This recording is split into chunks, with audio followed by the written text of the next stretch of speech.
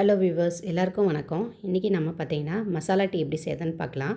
இதுக்கு நான் ஒரு அரை டம்ளர் அளவுக்கு தண்ணி கலக்காத பால் எடுத்திருக்கேங்க. பசும்பால் தான் எடுத்திருக்கேன். இப்போ நம்ம ஸ்டவ் ஆன் பண்ணி அந்த பாலை வந்துட்டு ஒரு கொதி வர அளவுக்கு நம்ம கொதிக்க வச்சுக்கலாம். இப்போ பார்த்திங்கன்னா பால் நல்லா ஒரு கொதி வரட்டுங்க.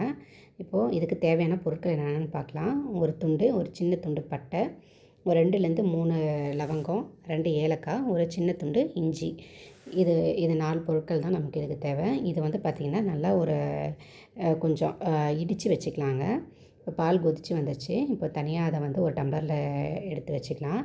எந்த டம்ளரில் பால் எடுத்தோமோ அதே டம்ளரில் தண்ணி எடுத்துக்கலாங்க. தண்ணி எடுத்துகிட்டு இதில் நம்ம இடித்து வச்சுருக்கோம் பார்த்திங்களா, அந்த மசாலாலாம் பார்த்திங்கன்னா இந்த தண்ணியில் போட்டு ஆட் பண்ணிக்கலாம். ஆட் பண்ணி நல்லா ஒரு பபிள்ஸ் வர அளவுக்கு ஒரு சின்ன கொதி வரட்டும். இந்த டைமில் பாருங்கள், சின்ன சின்ன பபிள்ஸ் வந்துச்சு. இந்த டைமில் நம்ம ஒரு 2 1/2 டீஸ்பூன் அளவுக்கு டீ தூள் போட்டுக்கலாம். டீ தூள் போட்டு பாருங்கள், இப்போ இந்த ஒரு கொதி வரப்போ நம்ம காய வச்சுருக்கிற பாலை இதில் ஊற்றிக்கலாம். இதில் ஊற்றி நல்லா ஒரு ஸ்பூன் வச்சு நல்லா மிக்ஸ் பண்ணி விட்டுக்கோங்க. ஒரு கொதி வருது, நல்லா இப்போ கலந்து விட்டுக்கோங்க. நல்லா அடி பிடிக்காத அளவுக்கு நல்லா கலந்து விட்டுக்கோங்க.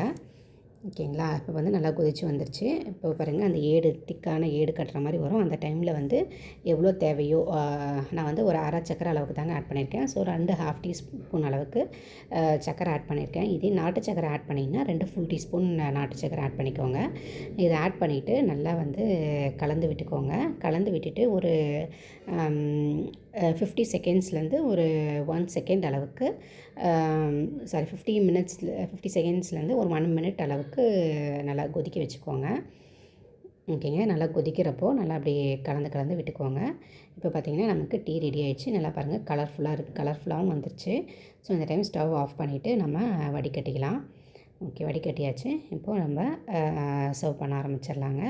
நான் இன்றைக்கி பார்த்திங்கன்னா 2 பேருக்கு ஆகிற அளவுக்கு நான் டீ செஞ்சுருக்கேன். இது பார்த்திங்கன்னா அதிகமாக தான் இருக்குது. இதை நம்ம 3 பேர் கூட, சின்ன சின்ன டம்ளராக இருந்தால் 3 பேர் தாராளமாக குடிக்கலாங்க. டீ ரெடிங்க. தேங்க்யூ.